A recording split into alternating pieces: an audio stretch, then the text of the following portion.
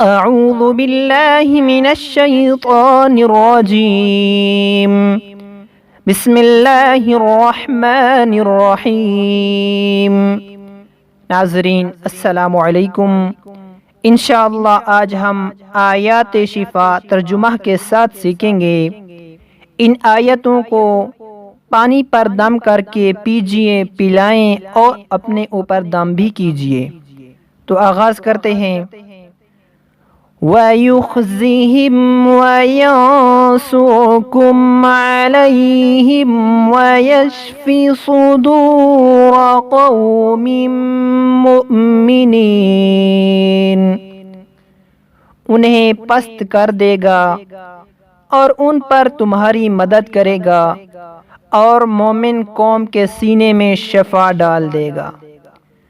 وَيُذْهِبُ غَيْظَ قُلُوبِهِمْ، اور ان کے دلوں کا غصہ دور کر دے گا۔ قَدْ جَاءَتْكُمْ مَوْعِظَةٌ مِّن رَّبِّكُمْ وَشِفَاءٌ لِّمَا فِي الصُّدُورِ۔ تمہارے رب کی طرف سے تمہارے پاس نصیحت اور سینوں کی بیماریوں کی شفا۔ وَهُدًى وَرَحْمَةٌ لِّلْمُؤْمِنِينَ، اور ہدایت اور رحمت آ گئی ہے جو اہل ایمان کے لیے ہے۔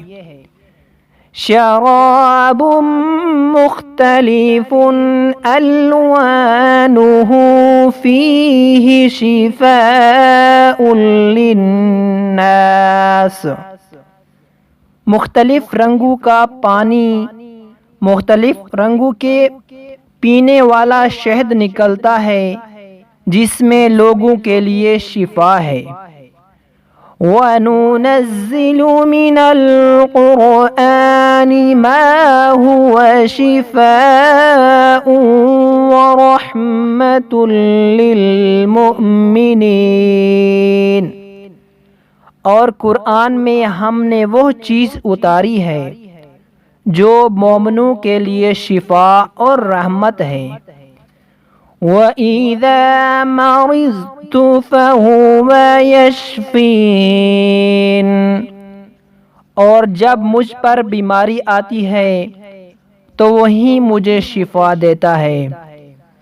قُلْ هُوَ لِلَّذِينَ آمَنُوا هُدًى وَشِفَاءٌ۔